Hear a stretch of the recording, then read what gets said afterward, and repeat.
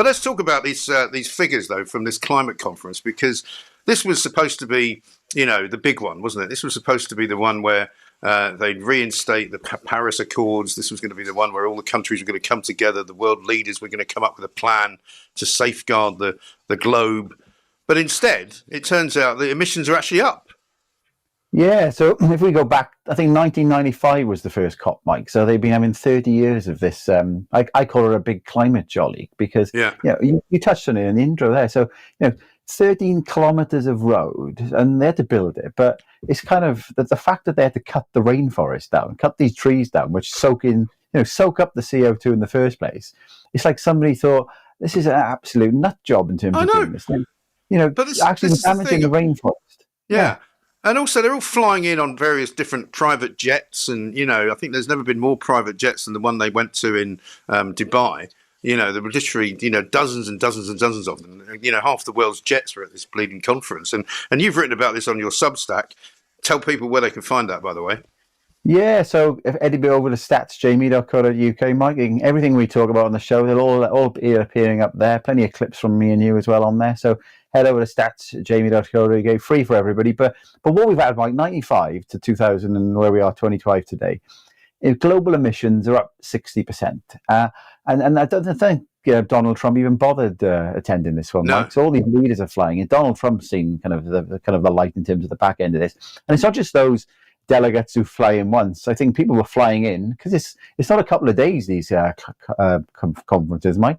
They go on for weeks. Yeah. So they fly in, come home for the weekend, go back again. So I think there's over 50,000 delegates talk about the climate. Now, what do you need 50,000 people to do? And you think, where do you fit 50,000 people as well? You may as well have the climate summit at Wembley Stadium or something and just stick them all in there. But it's insane, isn't it? It's just totally insane because they never actually decide to do anything worthwhile.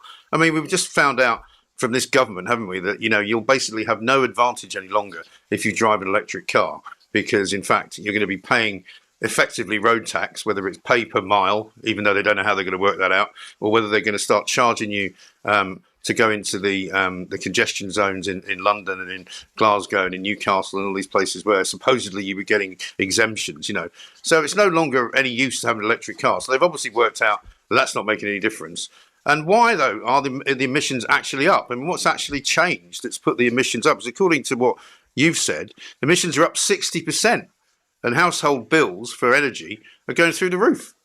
Yes, so the emissions are going up, Mike, because countries like China, India, Pakistan, they're just increasing the emissions, building more coal-fired power stations. And people say when I talk about this, China are leading the race on renewables. Yeah, they're leading the race on renewables. They're building a load of renewable stuff to sell to us. And what we've been doing, Mike, is, we've been cutting our emissions, but take the steel industry. So we've got a big steel plant here in South Wales.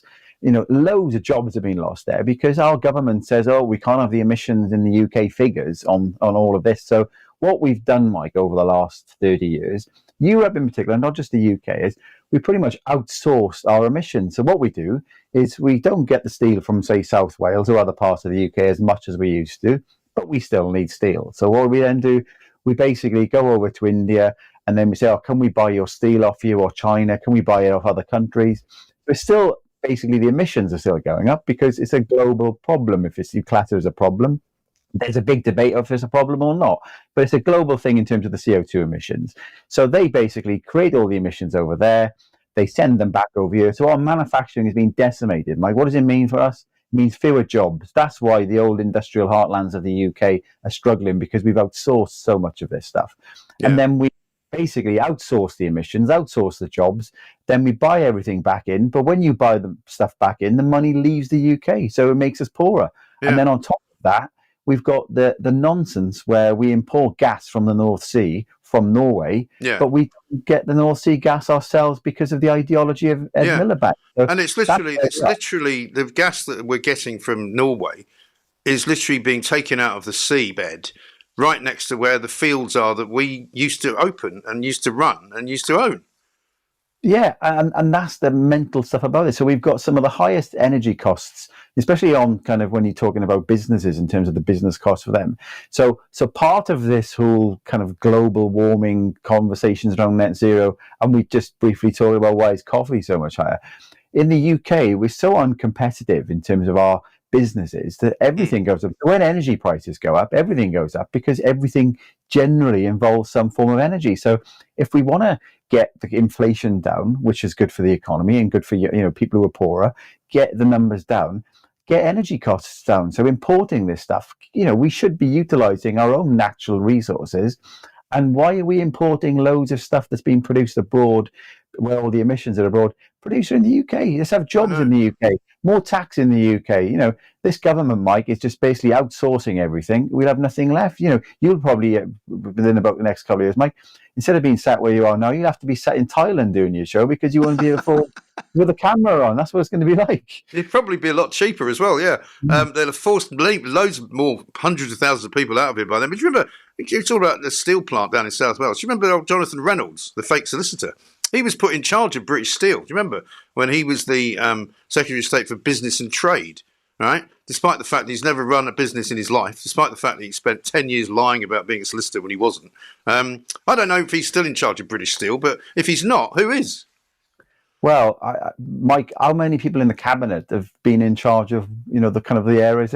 Is David Lammy? Does he know anything about the prison service? Does Rachel Reeves know anything about the economy? No. Of course they don't, Mike. And the biggest mental stuff I find with politics is, you start a new job and it'll take you a bit of time. So I've always thought, whenever I start a job, Mike, you say 6 months to learn it, then you can start having an impact. But the time these cabinet ministers actually understand, the environment department or the justice department, they then get reshuffled somewhere else just before they're about to be able to do something. Absolutely mental in terms of how we've managed the politics in this country. I know, it really.